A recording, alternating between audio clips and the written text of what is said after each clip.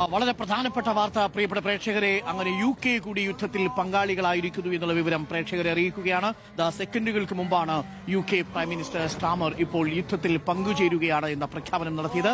ഇനി UKയുടെ വിമാനങ്ങൾ കൂടി ഇറാനെതിരായ യുദ്ധത്തിൽ പങ്കാളികളാകും. ഒരർത്ഥത്തിൽ പറഞ്ഞാൽ ഇറാൻ എന്ന ഒരൊറ്റ രാജ്യം 3 രാജ്യങ്ങൾക്കെതിരെ പടനയിക്കുകയാണ്. UK, ഇസ്രായേൽ, അമേരിക്ക, ഈ 3 രാജ്യങ്ങളും ഇറാനെതിരെ യുദ്ധം പ്രഖ്യാപിച്ചിരിക്കുന്നു. 3 രാജ്യങ്ങൾക്കെതിരെ ഒറ്റയ്ക്ക് പൊരുതുകയാണ് ഇറാൻ ഇപ്പോൾ അമേരിക്കയുടെ വ്യോമതാവളങ്ങളെയാണ് ആക്രമിച്ചത്. അതിനിടയിൽ തന്നെ ബഹ്റിനിലെ ജനവാസ മേഖലയെ കൂടി കൊടുക്കുന്നുണ്ട് എന്നുള്ളതാണ്. നമുക്ക് ബ്രിട്ടീഷ് പ്രധാനമന്ത്രി സ്റ്റാമറുടെ വാക്കുകൾ കൊടുക്കാവുന്നതാണ്. നമുക്കത് വീഡിയോ ആയിട്ട് തന്നെ കൊടുക്കാവുന്നതാണ്. Our forces are active and British planes are in the sky today.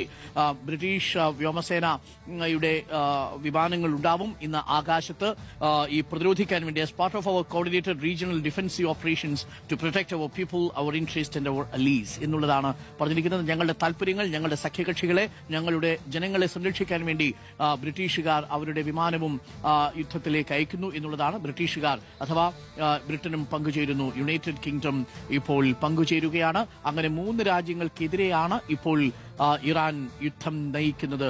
പിയാസുലിൽ ഇത് എത്ര നേരം പോകും എന്നുള്ളത് പ്രധാനപ്പെട്ട രാജ്യമാണ്. 3 പ്രധാന ശക്തികളാണ്. 1 അമേരിക്കയും, 2 UKയും, 3 ഇസ്രായേലും.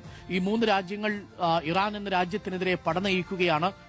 3:1 എന്ന നിലയിലാണ് ഇപ്പോൾ പോരാട്ടം. മറുഭാഗത്ത് ചൈനയും റഷ്യയും ഒക്കെ ഉണ്ട്. പക്ഷെ അവരാരും തന്നെ ഇറാന് പിന്തുണയുമായിട്ട് എത്തിയിട്ടില്ല. ഇസ്രായേലിന്റെ ആക്രമണത്തെ അപലപിക്കുക മാത്രമാണ് റഷ്യയും ചൈനയും ഒക്കെ ചെയ്തത്. ഇസ്രായേലിന്റെ ആക്രമണത്തെ അപലപിക്കുക മാത്രമാണ് ചെയ്തത്. ഇറാന് വേണ്ടി അവർ ഇതുവരെയും ഗ്രൗണ്ടിൽ ഇറങ്ങിയിട്ടില്ല. എന്നാൽ മറുഭാഗത്ത് ബ്രിട്ടൻ കൂടി പങ്കുചേരുന്നതോടുകൂടി ഇറാന് ഇനി വരുന്ന നിമിഷങ്ങൾ വളരെ ബുദ്ധിമുട്ടേറിയതാവില്ലേ? തീർച്ചയായും വലിയ സാമ്പത്തിക ശക്തിയായ UK കൂടി ഈ യുദ്ധത്തിന്റെ ഭാഗമാകുമ്പോൾ തീർച്ചയായും അത് ഇറാനെ സംബന്ധിച്ച് വലിയ പ്രതിരോധമുണ്ടാക്കും എന്ന കാര്യത്തിൽ യാതൊരു സംശയവുമില്ല. ഇനി ഞാൻ നേരത്തെ പറഞ്ഞതുപോലെ യൂറോപ്യൻ രാജ്യങ്ങളുടെ നിലപാട് വളരെ പ്രധാനപ്പെട്ടതാണ്. അമേരിക്കയ്ക്കപ്പുറത്ത് ഒരു നിലപാട് സ്വീകരിക്കാൻ ആ രാഷ്ട്രങ്ങളൊന്നും തന്നെ തയ്യാറാകില്ല. അപ്പോൾ ആ രാജ്യങ്ങൾ കൂടി ഈ യുദ്ധത്തിന്റെ ഭാഗമാകുമ്പോൾ റഷ്യ, ചൈന തുടങ്ങിയ രാജ്യങ്ങളുടെ നിലപാട് വളരെ പ്രധാനപ്പെട്ടതാകും. ഇറാനെ അങ്ങനെ ഒറ്റയ്ക്ക് വിട്ടുകൊടുത്ത് ഈ രാജ്യങ്ങൾ മാറി നിൽക്കുമോ? നേരത്തെ തന്നെ റഷ്യൻ പ്രസിഡന്റ് വ്ളാഡിമിർ പുടിൻ ഇറാന്റെ സുരക്ഷാ സമിതിയുമായി ചർച്ച നടത്തിയിരുന്നു.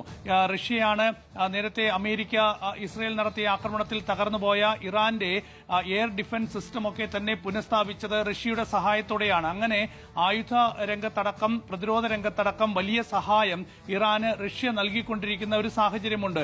ഈ ഒരു സംഘർഷം ആരംഭിച്ച ഉടൻ തന്നെ അതിശക്തമായി പ്രതികരിച്ച ഒരു രാഷ്ട്രം റഷ്യയാണ്. അമേരിക്കൻ പ്രസിഡന്റ് ഡൊണാൾഡ് ട്രംപിന്റെ യഥാർത്ഥ മുഖം ലോകത്തിനു മുമ്പിൽ ഇപ്പോൾ തുറന്നു കാട്ടപ്പെട്ടിരിക്കുകയാണെന്നാണ് വ്ളാഡിമിർ പുടിൻ ചൂണ്ടിക്കാണിച്ചത്. ഏതായാലും ശക്തമായി പ്രതികരിച്ചിട്ടുണ്ട്.